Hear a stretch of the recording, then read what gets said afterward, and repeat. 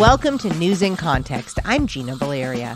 In this episode, we continue our conversation with Stanford political scientist Dr. Kathryn Stoner on the context of Putin's invasion of Ukraine. Stoner is the Mosbacher Director of the Center on Democracy, Development, and the Rule of Law at Stanford, Senior Fellow at the Freeman Spogli Institute for International Studies, political scientist at Stanford, and Senior Fellow by courtesy at the Hoover Institution.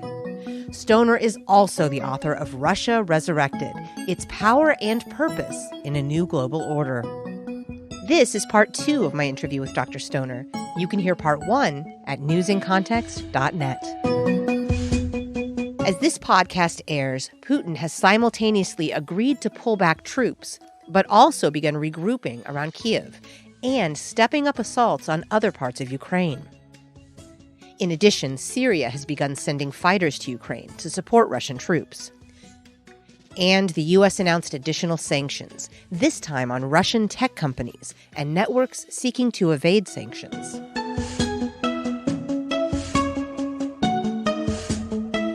Last week, we discussed why Putin may have invaded Ukraine and how he sees the world. I want to separate Putin and Russia. Because Putin is not Russia, Russia is not Putin. But he certainly tries to fuse the two. Been trying to alter the balance of power in the post-Cold War international order for a while now. And this is, in a sense, the apex summit of their efforts. It is a world almost of 19th century imperialism and areas or spheres of influence. And Ukraine is, in this view of the world, within Russia's historical sphere of influence. He is kind of gathering the lands as an ancient Tsar would, and reuniting Belarus and Ukraine, the Russian Empire, not so much the Soviet Union. The shame is that his policy toward Ukraine is going to hold back any further development, and Mr. Putin's autocracy more generally is held back where Russia could be. A well-educated society was globalizing. And so, this is a shame for Russians. It's a tragedy for Ukrainians. In addition, Russia is the only other country besides the U.S. that could wage a global nuclear war, which is all the more concerning now that it's changed its national security doctrine, which used to say it would not fire a nuclear warhead unless attacked first. Now, Russia is willing to strike first in what they term a limited nuclear attack. So they could use the excuse that there's an attack on the homeland and that it's existential if there were, for example, an attack on Crimea, because they consider that peninsula part of Russia, not of Ukraine. And we've seen rhetoric from Mr. Putin and from others around him that, you can have a limited nuclear war. Wow. So as an expert in this area, I wanted to ask, how worried are you? But I don't want to put words in your mouth. How are you contextualizing all of that? It's very worrisome because in the Soviet period, during the Cold War, they were a predictable enemy in some respects. And we had mutually assured destruction and, lines of communication. And if mutually assured destruction, that is where, if you fire a nuclear weapon at us, we'll fire one at you. Well, we haven't actually thought seriously in a long time that someone would use a nuclear weapon, and it wasn't thought of in this short-range context per se that it would actually be lobbed at Ukraine. So, bottom line, yeah, I'm worried about that. I find myself comparing this to the other big historical moment that Westerners are aware of, which is World War II and Hitler and walking into different countries. So then I get this sense of, well, it's got to be now or later. I mean, it's got to be at some point, right, that we're going to have to do a no-fly zone, because I can't see Putin stopping here. There are lots of former Russian lands that I think he'd like to have. How much tragedy do we have to watch? How much damage do we have to see done? Or should we be waiting? Unfortunately, we Americans tend to be quite insular, right? So unless it's hitting here some way, we tend to, express our moral outrage, but that doesn't always turn into policy. So what would be the threshold? Well, there aren't a lot of Russian, per se, lands, but there are potentially old Soviet republics that Russia has definitely been interested in, and in particular, I want to say Russia under Putin, because I think a different leader would pursue Russian national interests in a different way. There's nothing that says that in order to bring Ukraine closer to Russia that you have to bomb it into oblivion. And there have been ways in which the Russian state and Russian commercial interests control the politics of other post-Soviet republics. So think about Armenia, Azerbaijan, Central Asia. Those are all much closer politically, and they don't need to be invaded for Russia to control them. There are lots of financial ties there. This led us to a discussion of NATO and whether Putin decided to attack over fears of Ukraine joining NATO. Dr. Stoner says no, Putin had other concerns. This isn't about NATO at all, because Ukraine was not about to join NATO. It wasn't on the table, wasn't being discussed. It wasn't in 2014 when the Russians seized Crimea. This is about Ukraine wanting to be a democracy and seeing its future in Western Europe instead of with Russia. It's about democracy. Stoner says NATO's collaboration and cooperation throughout the Ukraine crisis seemed to have been a surprise to Putin, who expected a NATO that would be distracted and in disarray. I think we have done a great job of working with partners, and I think this was a surprise on the Russian side. Their decision makers, I think, were hoping that NATO would not be so collaborative. And, the strength of NATO, the strength of the EU is only in their unanimity. And so far that's been maintained, and that's huge, and was definitely something Mr. Putin has worked over the last 15 years in particular to try to break apart. But we're hanging together, which I think has been remarkable. Hopefully that will keep up. Is our response adequate? Mm-hmm. And watching the Ukrainians suffer this way is so hard. And I acknowledge, and I think it's important to acknowledge, that we're not seeing Yemen on TV every day, and we're not seeing other parts of the world on TV every day experiencing similar things. And I feel heartbroken for those people as well. And we've given a lot in aid, humanitarian aid, money, several different packages, billions of dollars. And of course, we're selling, weapons to the Ukrainians. We have been, and you might remember the second impeachment of Donald Trump, that quote unquote perfect phone call that wasn't so perfect, was about that. He was withholding the javelins until Mr. Zelensky initiated an investigation into Hunter Biden. So folks might want to remember that's who it was, and that's what it was about, which makes it even more morally reprehensible now that we see what's happening to Ukrainians. My conversation this week with Dr. Stoner centers around how the actions of former President Trump and polarization in general contributed to this current moment, as well as the balancing act the U.S. and NATO are engaging in to help Ukraine without escalating the situation. We also talk about China and its possible role and response, as well as the importance of valuing our own democracy by participating in it, especially voting. Earlier, you brought up the situation a couple of years ago in which Trump had the not-so-perfect phone call, and there was that effort to hold up that money that would have bought the javelins and helped the Ukrainians increase their defenses. Now, this is all part of a question of why now for me, and I wonder how much of an impact Trump's actions during the time he was in office emboldened Putin, or, I've heard from the conservative side, oh no, we think Putin was afraid of Trump, but I kind of think maybe he was a little emboldened.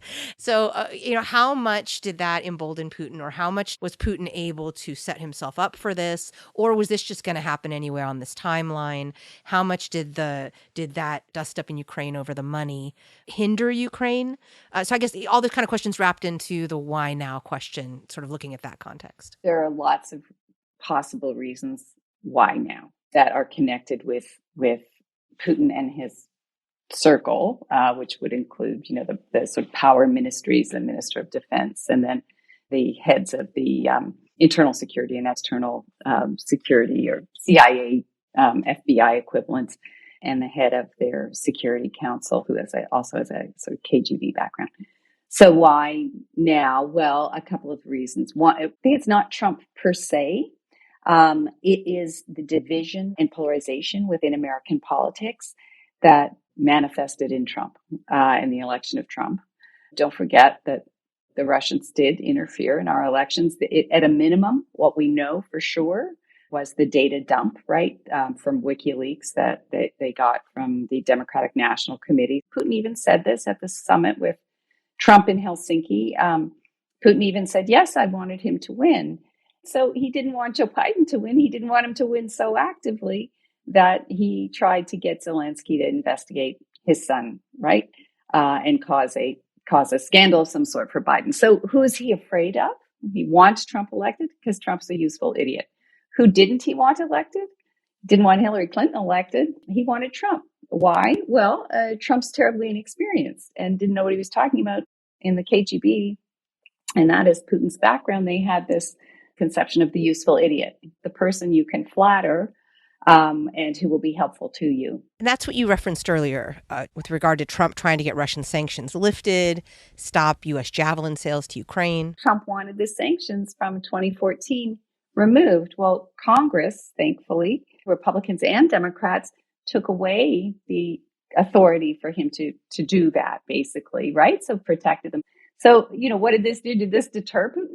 No, it emboldened Putin, right? So here, look, the Americans, their politics are so fractionalized and polarized, they will elect this useful idiot. And, whether or not the email dump actually changed some people's votes, we may never know, right? But they did it because they wanted him. And so, anybody who's listening, when you're voting in the next election and you hear that from, some Republicans that they feared Trump. Of course, they didn't fear Trump, right? They feared Biden. That's why he's trying to get the conspiracy against Biden to get Biden not elected and to get Trump elected. So I think that's an important point. Yes. So polarization and our decisions here in the U.S. with regard to voting and political issues. Are there any other reasons Putin thought this might be a good idea? Getting back to the issue of why now, opportunity. Huge polarization in American politics, right? Trump is a manifestation of this. He was actually quite a weak president in terms of foreign policy. Look at his policies that were implicitly pro-Russian interests, right? NATO, he felt the allies weren't paying up.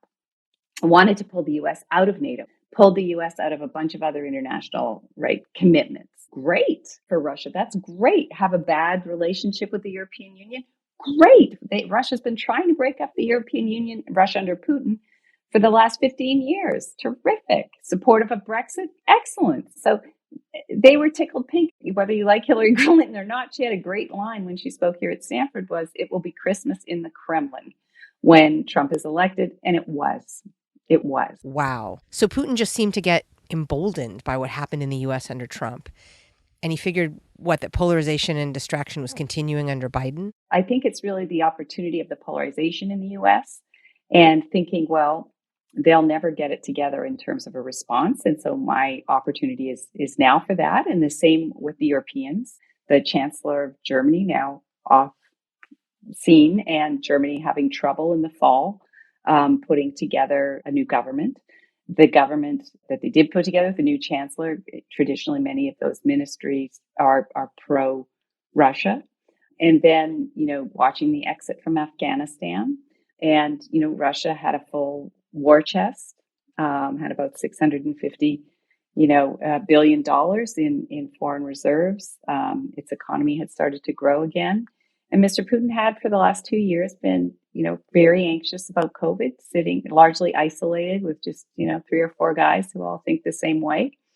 And at the apex of his own personal control over the Russian political system, had been gradually whittling down civil society and any opposition or alternative voices in Russian politics, really since he returned to the presidency in 2012. He told us pretty clearly that he thought that, Russia got a raw deal at the end of the Cold War, that Gorbachev messed up, and that when you view the world in terms of blocs and great powers that control other countries, it is beyond his mindset to think that Ukrainian people may actually want democracy and that they are not being manipulated by the West and the United States. And so the military had been reformed and was ready, lots of money, sitting alone, ruminating, seeming chaos and polarization in the United States, probably won't respond much, don't really care about Ukraine anyway. Look at Trump. And then Europe divided and distracted too. And so why not now? And then the final thing is there's a suspicion that he's ill, that Putin is ill. And so this is what he wants his legacy to be, bringing back together, gathering the lands of greater Russia. And Ukraine is integral to that. and the demonstration effect of an actually robust, messy democracy in Ukraine that was doing great. Wasn't perfect. No democracy is. It wasn't fully consolidated, but it was doing pretty well. So I think for all those reasons, that's why now. That explains why now. You're listening to News in Context. I'm Gina Valeria. We're talking with political scientist Dr. Kathryn Stoner about Putin's version of the world order and NATO's response to his invasion of Ukraine so far. The Poland question and a couple of things. One, I really do want to talk about what happened with the planes, because that felt like a good way to help the Ukrainians in a meaningful way. The other piece is what happens if/when a stray Russian missile falls on Poland. So I'm thinking about Poland in those two ways. And one, I really am interested in what happened with those planes. Sure, no fly zone feels direct, but giving planes felt reasonable. These were MiG jets that Poland had from the Soviet period and that Ukrainian pilots knew how to operate, as opposed to, our F-9s or whatever. So the thought was that if Ukrainian pilots came to Poland, picked up the planes and flew them in, then that's not NATO getting involved or a NATO country getting involved in this conflict. And it's giving the Ukrainians a weapon to help fight Russian pilots in their planes over Ukraine. The problem was that, there was a possibility that could be interpreted as NATO becoming directly involved. How do we get the planes there? So to me, this is a bit of hair splitting because we are selling weapons and artillery and all kinds of other things to Ukraine and billions of dollars to keep the government going. But I think the real issue became the Polish decided to go public with a plan that didn't sit well with the Biden administration, which was to fly the planes instead of having Ukrainian pilots fly from Poland and have Poland be a sitting duck there, because it's obviously closer geographically to Russia, was to have the planes flown from Poland to one of our bases in Germany, U.S. military base, and then have U.S. pilots fly from those bases into Ukraine. And it was at that point the Americans were saying, no, we're not going to do that. Nor are we going to have Ukrainian pilots come here and fly them in, because that's a little too risky in terms of overt involvement. Again, I think that's hair splitting. I think this could have been done either from Poland or frankly from Germany with Ukrainian pilots and the Ukrainians flying over the Polish airspace. But the worry was that Poland, a NATO country, Germany, a NATO country, helping in this way, and the U.S., and it's too direct, and that'll be a provocation, and the Russians will start bombing Poland, and the next thing you know, in World War III. There's also a question, and this is the point the Biden administration makes, is, would it have helped that much? They have anti-aircraft artillery and missiles that we've sold to them, and the Turks have given them these drones, and so in fact they can fight back in the sky. And we don't need this risky maneuver. I think that's very arguable, but that's their perspective. So then it gets to Poland is sitting there, and there are, military assets of the Ukrainian military in Western Ukraine, reasonably close, within a couple hundred miles of the Polish border, to be sure, maybe even closer than that. And so Russia did actually send a hypersonic missile, which is not nuclear, it's conventionally tipped, but the thing with hypersonic missiles is very destructive because it moves more than 5 times the speed of sound, Mach 5. And that was the first time a hypersonic missile was used in combat. They did send that into a military base outside the Ivanova area, which is not too far from the Polish border. Now, that's a very highly controllable, targeted missile. So the likelihood of that going 100, 200, 300 kilometers off course is very, very low. They can hit pretty accurately from far away. There are other weapons, though, that could accidentally, definitely go across the border. I think the Russians are probably going to try to be pretty careful not to do that, because NATO obviously has this Article 5 commitment to all of its members, which is an attack on one is an attack on all. It has been honored. It was honored most recently, in Afghanistan when, we were attacked in 9/11 and NATO became involved as a result of that. So I think Russia's going to be careful not to do that, but it's not impossible that it could happen. There would have to be a very careful and calibrated response as to whether or not that was an actual attack and it invokes Article 5. And if it does, then, that's why Russia has not taken more action against the Baltic countries in the way that it's doing so against Ukraine.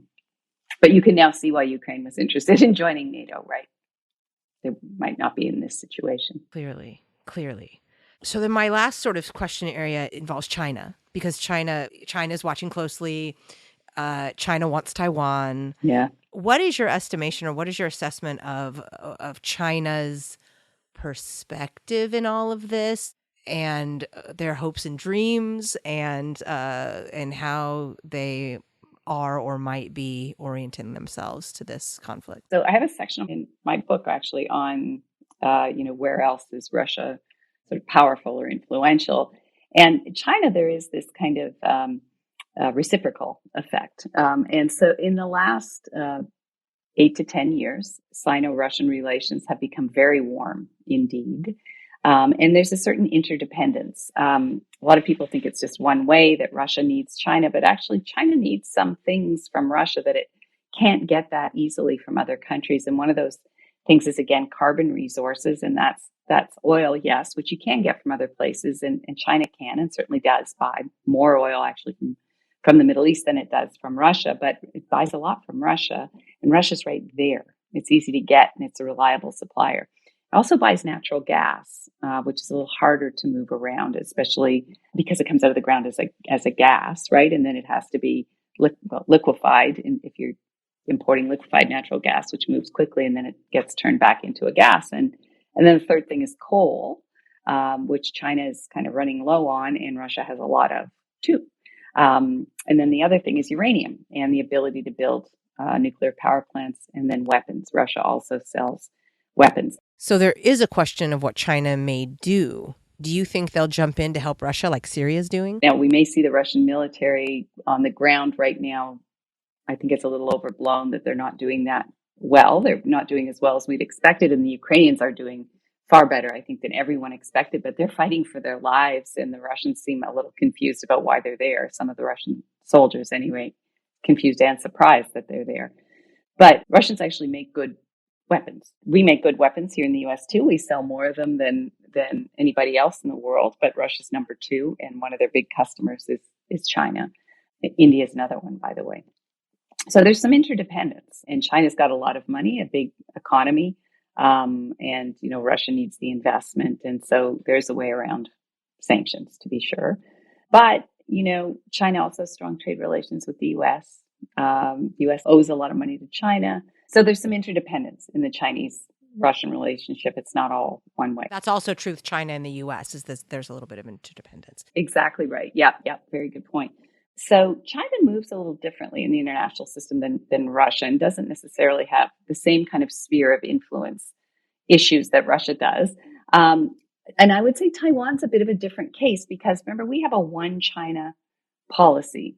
We sometimes forget what that means exactly, but it is not recognizing Taiwan as a sovereign or independent country, but rather as part of China. And Ukraine is not part of Russia. It was not a province of Russia, except in the 18th century, right?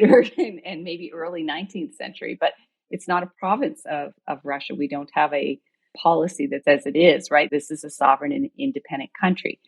Taiwan, it's a difficult case in a sense, because our official policy is not to recognize it as an independent country. However, we don't want China basically going in there and turning it into, a part of communist China. It does want to be independent. One scenario one of my colleagues here talks about a lot is, well, now would be a great time for China to just go seize Taiwan because we're so distracted. But I'm not sure that is the case. I mean, I think they're pretty clear that would put China and Chinese trade routes into a lot of danger.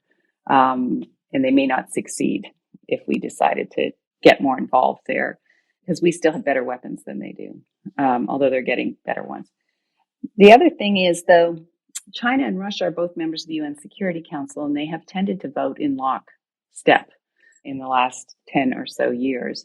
And China has not condemned what Russia has done, but it has sent aid to Ukraine, humanitarian aid. And Belt and Road had investments in Ukraine, and the Chinese do through their Belt and Road policy. And they do in Eastern Europe too. So I don't think you're going to see a strong statement in Russia's favor, but I don't think you're going to see a strong condemnation either. That's why we keep hearing them say things like, we respect sovereignty, because they want their sovereignty respected over Taiwan. Do you think that they're going to make a move on Taiwan at this point? I don't think so. I think President Xi has domestic issues that are more important to him at the moment than that. So what would you like people in the U.S. to know? What would you like the American people to remember as we are moving through this situation? I think it's important to sort of shake Americans out of their complacency here that this is happening in a little country in Europe that's far away and doesn't affect me. This isn't a little country in Europe. Ukraine is actually geographically the largest country in Europe, unless you count Russia as being in Europe, and some people do. So, bigger than France. It's about the size of Texas. 44 million people. So that's more than Canada. So this is a pretty big country, and it's actually one that is pretty important to food supply in different parts of the world as well, especially through the Middle East, a big grain exporter. And if you think this isn't going to affect you, it is. When you're paying more at the gas pump right now, that's a direct effect of this conflict, because global oil prices are going up as a result of Russia's position in global oil markets. So to those of us who feel helpless, like we can't affect global markets, we can't stop Russia from invading, what can we here in the U.S. do? I think this is an opportunity for the United States, for young Americans who could be listening to this. Democracy matters. What this conflict is about is about Ukraine's democracy. It's about self-determination. And I think we tend to, and have come to tend to, undervalue it and become very cynical and believe our echo chambers. And I just want to urge people to get different sources of information. Mr. Putin he's not a good guy, as Tucker Carlson may be telling you. It's not a reasonable position or approach to foreign policy to grab a different country just because you want it. That's not how we conduct foreign policy, and it's not right to take the agency of people who want to live differently away by force. And that's what's happening in this situation. And it's as simple and yet as complicated as that. So value what you have, get involved in politics, defend your democracy, get out and vote. People are literally dying because they did it or because they want that right to do it. And don't let anyone stop you from having the right to do it. And staying well informed, diversify your sources of information. Thank you to my guest, Dr. Kathryn Stoner, Mosbacher Director of the Center on Democracy, Development, and the Rule of Law, Senior Fellow at the Freeman Spogli Institute for International Studies, Political Scientist at Stanford, and Senior Fellow by courtesy at the Hoover Institution.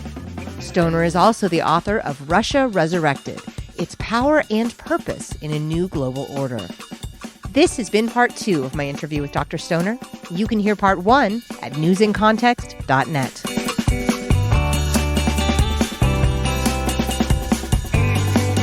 Music in this episode includes Spring Fling by Track Tribe and The Heist by Silent Partner. In addition to hearing News in Context every Friday at 8:30 a.m. and 6:30 p.m. on KSFP 102.5 in San Francisco, you can hear it on Spotify, Stitcher, Apple Podcasts, iHeartMedia, Google Play, Google Podcasts, Podbean, YouTube, and PRX. We're also on Facebook and Twitter at News in Context SF and on Instagram at News in Context. And you can find links to all of that at newsincontext.net. I'm Gina Valeria. Thank you for listening.